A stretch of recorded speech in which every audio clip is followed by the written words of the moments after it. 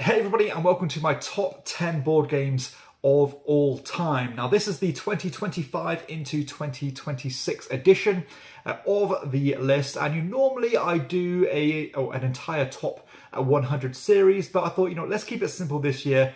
Let's just do the top 10, and I'll do a follow-up video talking about the significant movers and shakers when it comes to the rest of the top 100. And this is the absolute best of the best, the top 1% of the top 1% of the games that I've played. So apologies if I do gush over these games a little bit, but of course they are my absolute favorites. Now, before I get started on these 10 games, I want to give a shout out to the show sponsor, Kienda.co.uk, who are my go-to online retailer. And if you use the link in the show notes or the QR code, then you can get 5% off your first order. At number 10, I have Lorenzo Il Magnifico. So this is my favorite pure worker placement style game with a great degree of engine building and resource management. So in this game, you are using your workers in order to claim different cards to add to your personal display of cards, which will make you much more efficient at gathering resources or doing different actions. But the twist on this game is that the strength of your workers vary from round to round. Because basically at the start of each round, 3 dice are rolled, which will correspond in colours to your workers, and that will determine the strength. So are they all going to be really strong this round? Are you going to have 1 strong worker and maybe 2 weak workers, and so on? Now that might sound a little bit chaotic and a little bit swingy, but the truth is that all players are singing from the same hymn sheet, because that applies to all the players, meaning that you might have to fall back on some kind of insurance policies when it comes to your engine, as well as gaining these little helpers that will boost the strength of your workers. Now, there are a ton of resource management games out there. I think this game does such a great job of creating a kind of a new niche when it comes to gathering resources, because you don't gather resources in the traditional way by going to this spot and getting a stone, whatever. You are acquiring these cards, adding them to your player board, and then going to a separate spot which will run that engine. And when you run that engine, depending on the strength of that die that you've used, you will start just kind of churning out resources at really high rates if you do it just right. At the same time, you are encouraged to climb tracks. If you don't climb the track, you'll get punished. You are, again, getting points in different ways by collecting different sets. Lots of different things you can go for here, but I do like the way you have to react to what the dice are giving you. A great expansion to this game as well if you want the variety when it comes to kind of different player powers that you can bid for at the start of the game. And for me, this game just pulls you in lots of different directions. I want to do everything, but there's not enough time. Each game is going to feel different, because maybe the cards that were cheaper this game will be really expensive next game, and so on. So cannot speak of this game highly enough. And I love that dice rolling twist. People will find that polarizing, but it personally works for me, and it makes you kind of feel and think on your toes a little bit more than usual. So that is Lorenzo Il Magnifico, up slightly from last year. It was at 12 last year, climbed a couple of spaces, but this one actually has ranked as high as number 2, but just hanging in my top 10. Lorenzo Il Magnifico at number 10. At number 9, I have Amerigo, up from number 19 last year. So this is a new best for Amerigo, and I actually just played this game the other day. Now, when it comes to Stefan Feld games, I do love his designs. This one might have the highest fun factor out of any of them. So this actually uses the cube tower in order to determine the actions you can take, where you'll be chucking a bunch of these colored cubes into the cube tower. They'll all filter through. Some will get trapped, some will get knocked down from previous rounds. And what spits out at the bottom, the different colors will determine the different actions you can take. But the kind of most numerous number that will come out, so if there's, say, 4 black cubes, 2 yellow cubes, and 2 red cubes, then you can take any action of those 3 colors at strength 4. And all these actions will kind of tie into a different mini game. Do you want to try and use the black cubes to fight off these pirates to avoid losing points at the end of the game? Do you want to use cubes to draft tiles, these tetromino tiles, which you'll use to populate on these islands? Do you want to use your ship to travel around the board and kind of set up little trade posts on these islands where you can start building these polyomino tiles? Do you want to focus on these little resources in order to start a kind of scoring set collection bonuses and so on? I love the way this game, it just kind of says, look, these are the actions you can take. Is it worth doing it now? Is it worth holding on till later? Can you risk that cube not coming out again? I love the sense of urgency when it comes to rushing to these islands and getting them populated as quickly as you can to get additional bonuses. And I just think this game is an absolute blast. I love the special powers you can acquire throughout the game to specialize in different things. And for me, yeah, as I said, the fun factor for me is off the charts here. I do believe this game is getting a reprint, maybe this or next year with a new skin. But again, if you can find a copy of Amerigo, I would highly recommend you give it a go. Even if you don't normally like Stefan Feld games, I think this one could be a bit of an exception because it feels a little less, maybe a little less mechanical or a little less stuffy than some of his other designs. It is just a pure fun fest. So that is Amerigo at number 9. At number 8, I have Wallenstein. So this is actually the highest climber on my top 10. It was actually ranked at number 37 last year, and this is the highest that is ever placed. So Wallenstein, one of my favourite area control games, and this is like a true kind of war/Euro game hybrid with some of the most clever programming and combat mechanisms that you will ever see. So what you're trying to do, as with a lot of other area control games, you are trying to control different regions on this map of Germany. You're trying to establish kind of churches, houses, and so on to generate more points. But it's the way you do it which is where the fun really lies. So basically, at the start of each round, each player is going to program their board with different locations. So as long as you are controlling a location, you will have a matching card matching that region. And you will place these cards face down on your little programming board, which will say that I want to bolster in this region, I want to tax this region, I need food from this region, I need to attack from this region, and so on. And everyone is doing this at the same time. And of course, you are trying to think what your opponents might be doing. Now, do I really want to move too many troops from here when I've got such a threat here, which can just swoop in and grab my prime location, and so on. But there are so many kind of variables that go on in this game, because each round, the order in which these actions are resolved are mixed up. Some of them are face up, some of them are face down. So you do have to predict and maybe guess what's going to happen. Do you want to play super conservatively and just protect what you have? Do you want to venture out to prevent or to be aggressive? And I haven't even mentioned the way that the combat is resolved, which is probably the coolest combat resolve mechanism that I've seen, which again uses a cube tower. Whoever's in the battle will grab all those cubes, chuck them in the cube tower, and whoever's cubes come up more will win the fight, and the other ones will be removed. So it's like a lightning fast battle way to resolve battles. And it even has this kind of passive catch-up mechanism where if your cubes get stuck in the tower, they'll probably come out and support you later when you least expect it. I love the other little intricacies of this game as well, where you need to fund your war efforts by feeding your troops and so on. And you do that, of course, by taxing or forcing them, your different regions, into labour. The more labour they do, the more likely they are to revolt against you and attack and try to claim that spot back from you. So not only are you worrying about your opponents, you have to worry about the game itself if you do kind of tax those locations too hard. So I love everything about this game. Now, when I first played it, I was certainly impressed by it. But the more I play it, or each time I've played it, it's climbed up and up and up. And I can even see this continuing on an upwards trend from a super high level, even at number 8. So again, one of the best war games out there. I could not recommend this one enough. It is just phenomenally well executed. That is Wallenstein at number 8. At number 7, I have Civolution. So this is actually a new entry to the list, and I can't actually recall a time where a game has come straight in to my top 10. That's pretty much unheard of when it comes to, I think, my previous lists. But this is the most grandiose and epic in scope Stefan game out there. It's a game where you can pretty much do anything. You know, this game does track climbing, it does tableau building, it does exploration, resource management, kind of has a kitchen sink of mechanisms.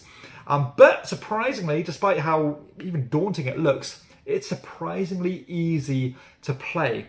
So this game actually has a slight thread of Feld's probably most famous game, The Castles of Burgundy, where you are using pairs of dice in order to resolve actions. In this one, all these actions, there's a ton of actions.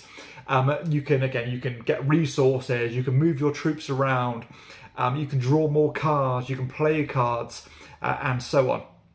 But you do have a good degree of mitigation if you do want to tinker with these dice rolls. Now, a lot of people probably will say, and it's going to be its main criticism, that a game of this scope and this breadth shouldn't be so reliant on the rolling of dice.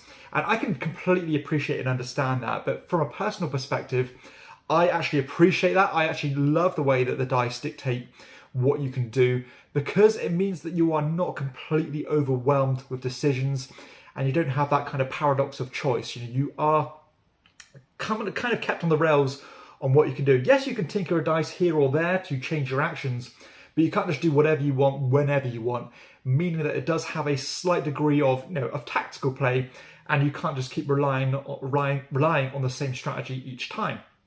But again, I love the way that you have options here, options there, tons of ways to get points. Each game you can focus on something completely different and just ignore some facets of the game. And something I tend to enjoy with games like this is that you can't get everything done. There's just not enough time to get everything done.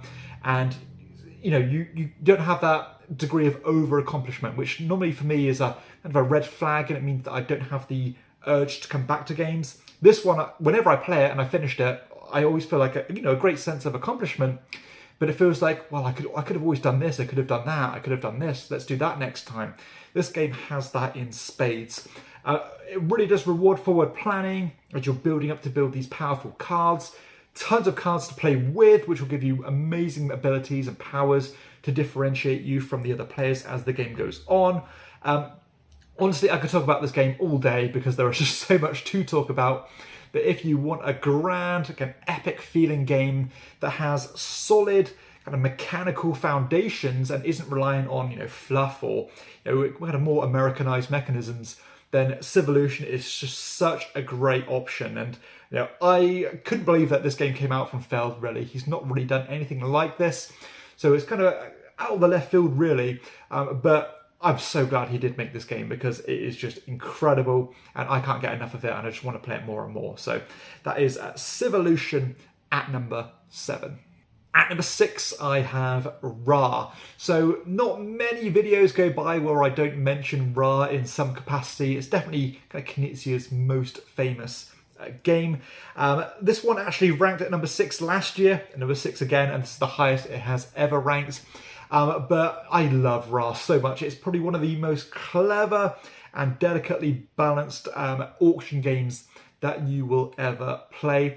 It does really kind of blend some kind of party aspects with more meticulous Euro mechanisms together so harmoniously. So in this game, you are trying to acquire these different tiles that will all score you points in different ways. But it's all about trying to get the most value from your bidding tokens, because unlike most auction games, you can't just bid what you can afford. You can bid what is based on these tiles that you have acquired. So turn after turn, you are going to be populating this board with new tiles, which could be good, they could be bad, they could be excellent, but you have to weight these lots of tiles just right to correspond with the bids that you are willing to put forward. Because if you overpopulate the central display with great tiles and you don't have the best bidding tile, then you're not going to win it. But at the same time, you want to weight it just right so that you're getting good value, but your opponent, who might have a much higher bidding token, doesn't want to waste their bid token because it might not be the best value for that token. So again, you just want to just squeeze under what your opponents are willing to pay. And I love working what that value is out in my head, and then just catering those bids just right for what I'm willing to pay. Scoring mechanisms, pretty straightforward stuff. You have the most of this, endgame bonuses for these symbols, and so on. But I love that kind of ongoing sense of tension. When you draw those Ra tokens out, it will immediately trigger an auction. If you draw a certain amount of Ra tokens out, then it will end the round. You could be caught short because you might not have even spent your tokens yet. So again, another sudden death mechanism where, do I want to make sure I get all my bids in and at least use my tokens? Or do I want to maybe wait until other players have spent all their tokens? I can have free reign of what I want, but that time might run out before I spend them, meaning that I've completely wasted my efforts. Again, so many layers to the onion here, and I just love that. And every time you play this, it just seems like something else just becomes apparent, and it's just great. And the new version from 25th Century Game just added a whole new fresh lick of paint to the game as well. And I honestly feel that if this game came out today and it wasn't released 25 years ago, it would still do extremely well because of the pure quality and the uniqueness of the design. So that is Ra at number 6. At number 5, I have the Oracle of Delphi. So for me, this is probably the most underrated Stefan Feld game, especially because it is so similar to his most famous game, The Castles of Burgundy, although the premise is completely different. So this one actually ranked at number 13 last year. I believe it's been in my top 10 before, but this is a new best, ranking as high as number 5. So Oracle of Delphi is actually a racing game, but it's not a game where you're just trying to get to the finish line before your opponents do. You are racing to get a number of these kind of heroic quests done and make it back to base before your opponents do. Now, these different things you're trying to do are pretty straightforward. You're trying to drag a statue of this colour to a temple of this colour. You're trying to fight monsters of this colour and that colour, and so on. But it's all about efficiency. So you do not want to waste any movement in this game. And there are so many things you need to consider in order to do that. So for example, you are basically moving around in this boat. Your boat has a capacity. So maybe I want to grab this statue, go this way, pick up this token. I'll go down here, then I'll drop that token off. Then I'll go here and drop that statue off. Then I'll slay this monster, and so on. But of course, the board is completely modular. Your opponents might have the same idea. They'll take the statue that you wanted before you did, and then you have to think of plan B and go somewhere else. But at the same time, you are restricted by the dice that you've rolled. Again, some good mitigation tools here, but you still do have to bear that in mind. And you also have to consider that you have these amazing powers that you can charge up as the game goes on. And these powers are completely rule breaking. For example, if you charge up the blue god, you can just teleport from one side of the board to the other. Or if you've got like the god of war, you can just slay a monster outright rather than having to roll for it.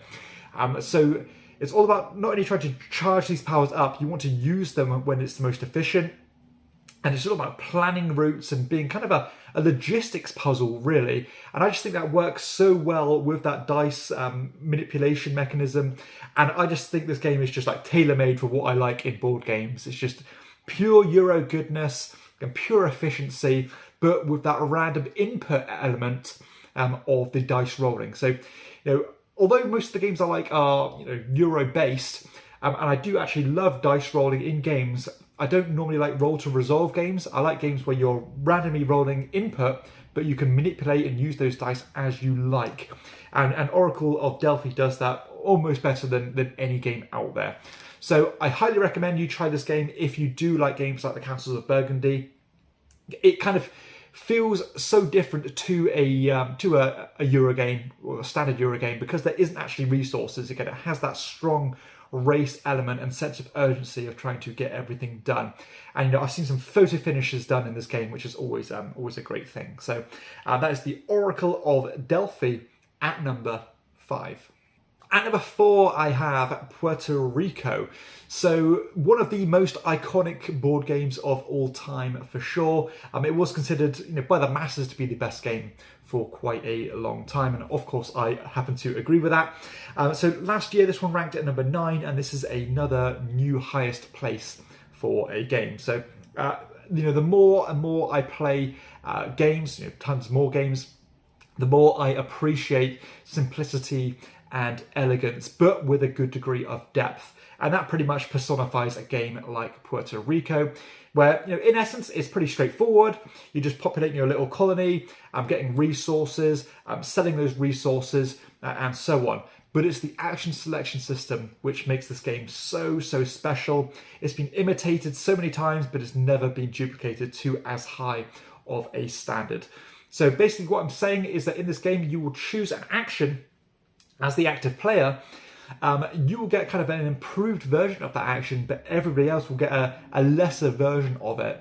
Now, this can actually work in your advantage if you are not the active player, because you can piggyback off other players' efforts, and you can actually work for you, and you can be efficient by not having to waste your action on something that might be a great choice for you, but not your greatest choice for you. And this game is so special because not only do you have to consider what's best for you, you have to consider who is getting the net gain out of each turn. So maybe I want to choose the load the boat action. I can load a couple of resources on it, which is fine. But my next opponent next in line might absolutely load that boat up and completely get the jump on me. So I might want to wait until they take that action, and then I can piggyback off them instead, so I'm not wasting my whole turn. It's a super nuanced and intricately made game, and I find it so compelling that, again, not only do you have to consider what you're doing, but you have to consider the broader consequences of your actions. I also love the forward progression in this game as you're getting better and better buildings. I'm letting you break rules that you wouldn't normally be able to. This game has everything you'd want. I think it is just kind of every single thing that doesn't need to be there is removed from the game, and the only stuff that's there is the stuff that's interesting, compelling, engaging, and just rich in terms of its strategy and depth. So I can't say a bad thing about Puerto Rico. Some people might bounce off of it because I suppose if you are a super seasoned gamer, you might be able to manipulate the other players and get a jump on them without them realizing. But from what I've kind of ever heard other people talk about it and say those complaints, I think it's overstated really, because anybody with a degree of common sense can see how this game works, but it doesn't take away from those consequences, which I really like. So I actually think it's surprisingly easy to jump into, surprisingly easy to play, but much like a game like Ra, the layers will unravel and unravel and unravel the more you play it. And I think the more you play it with the same people, the actual experience will elevate and elevate and elevate, because it is just that rich of a design. So that is Puerto Rico at number 4. At number 3, I have Keyflower. Keyflower for me is probably the prime example of how to use multiple mechanisms in one game and harmonize them together and kind of smooth over all of those rough edges. So, a lot of the time in Euro design nowadays, it'll be a bit of a kitchen sink of mechanisms and they all feel somewhat isolated. In this one, every single component of the game is just like necessary. So you have tile placement, you have bidding, you have worker placement, but again, all of those things are as important as the other in Keyflower. So in this game, you are essentially building your own little village by bidding for these tiles and acquiring them, placing them as you like, gaining resources, shuffling resources around to get points, and so on. But the twist on this game is that the way you acquire the tiles is based on this bidding system, and unlike 99% of board games, you don't have your own player colour. You are bidding with meeples of like red, blue, yellow, green, and so on. But as soon as you commit a colour to a tile, all the other players have to use that colour meeple. And as more information starts to be spread in the game, you might be able to leverage that, because maybe I know that I have the most blue meeples. I can bid blue meeples here, knowing that no one else can outbid me because they don't have any, and I can get it for really good value. At the same time, you can just jump straight onto those tiles and just use them as worker placement spots in order to maybe get resources and so on. And you can even use other players' previously acquired tiles on their village, but considering that you're placing workers on them, at the end of the round, they are going to get those workers back and maybe use them against you. So this game probably has the coolest passive worker economy that I've ever seen in a board game. I love the logistics puzzle as well because unlike again most other tile placement games, in this one you are actually physically shifting resources down the roads and moving them into different kind of locations and so on in order to upgrade the buildings and so on. So you are actually considering kind of efficient routes and so on that certain resources can go down. Wonderful interaction, probably one of the highest level of, not nasty interaction, but kind of forced interaction a board game has ever displayed to me. It's so smooth, it's so elegant, it's rich. You'll never see the same kind of play the same game twice. Different tiles will appear. I just love again the shifting of those workers and how that economy shifts. It is just an absolute delight to play. And obviously I can't speak highly enough of a game like Keyflower. They don't really make Euros like this nowadays. It's just, again, top tier. That is Keyflower at number 3. At number 2, I have Trajan, the final Stefan Feld game on this list. Obviously, I am a huge fan of his designs. This one was number 2 last year. The highest place it's ever ranked is number 2. This one is definitely the most thinky Feld game that I think you'll ever play, as it uses the Mancala system, where you have a series of different actions. I think it's 6 bowls. And, at the beginning of the game, there's going to be these different tokens seeded in these bowls. And as an action, you can pick up one bunch of tokens from these bowls, deposit them around in clockwise order, and the bowl you end in, as in the last token, will be the action that you take. All these actions will correspond to a mini game, maybe a bit of a set collection, or climb the Senate track to unlock endgame scoring, collecting cards, going on this bit of a military voyage, and so on. But not only are you considering the actions that you're taking that turn, of course you are setting up or planning for future actions based on where you've deposited those tokens, but also each of these tokens has a colour on them, and if you line certain colours up, you can trigger bonus actions to give you a much better degree of action efficiency. This game is all about efficiency. You don't want to waste any of your turns. It's a game with tons of delayed gratifications, as you can lay the groundwork of big actions later. Super tense, again, super sense of urgency for everything you want to do as tiles are being grabbed up. You're fighting off these threats. You are just doing so much in this game under very tight time constraints. Again, there's a lot of games out there that use this kind of mini game or series of mini games concept. None of them do it as well as Trajan does, because all those different mini games are super well harmonized and get held together through that compelling Mancala system. So I've never had a bad game of this. Each time I play it, I just fall in love all over again. It is genius. I love the way you can very, very meticulously plan your turns.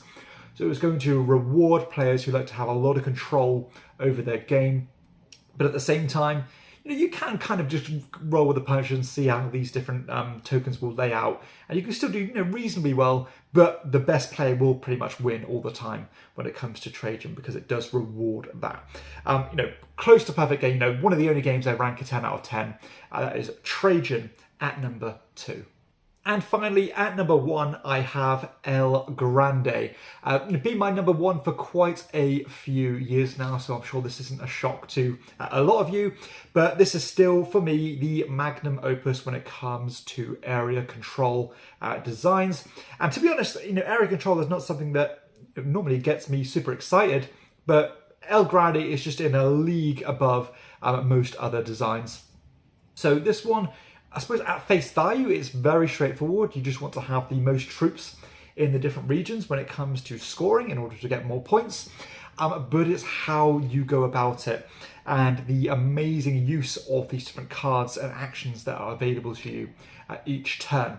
This game also has a fascinating kind of cash flow mechanism when it comes to having troops to put onto the board, because if you play higher valued cards in terms of initiative order, you will get access to the best actions, and it will also allow you to deploy more troops onto the board.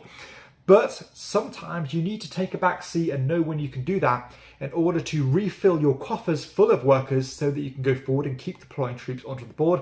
Because if you don't do that, you will very quickly run out and you'll just basically lose by attrition. The actions themselves are fascinating. Maybe you will spread troops around. You can kick people out of a region. You can move the king around, which is kind of the central focus of the game, because this king piece, not only will the region the king is in be worth more points, you can only ever deploy new troops in the region surrounding the king. And of course you can use that as leverage to move people away from your regions, to infiltrate other regions, and so on. Even additional touches like the Castillo just add that little cherry on top of the cake when it comes to blind deployment into another separate area control, where if you have the most troops inside the castle, then you'll score points, but you can also redeploy them secretly to another region in order to maybe steal a victory when it comes to majorities and so on. An absolutely perfect design. I couldn't think of a single thing you could do to improve this game. I love how careful you need to be just to move this troop there, shift this person over here in order to score as many points as you can. It can be pretty cutthroat, but it's all in the nature of a game like this. If you have a remote interest in area control, this is kind of the finest example you could show someone. Again, no true bells and whistles, although there are lots of quirky things going on. It doesn't try too hard, but at the same time, it just has that magical ingredient that makes it feel timeless for me. Now, I've not played the new version of this, but I'm still so glad that it has had a reprint. I've still got the original big box, and despite the big box having tons of little modules and expansions you can add in, I never use them. The base game alone is perfection. That is El Grande, still my well-deserved number 1. So there we have it. That concludes my top 10 board games of all time for another year. Again, apologies if you were looking forward to an entire top 100. It's just a little bit too time consuming. But again, I will do a general recap on what has really changed in my top 100. So hopefully that's something to look forward to. Now, if you have enjoyed the video, please be sure to hit like and subscribe to my channel.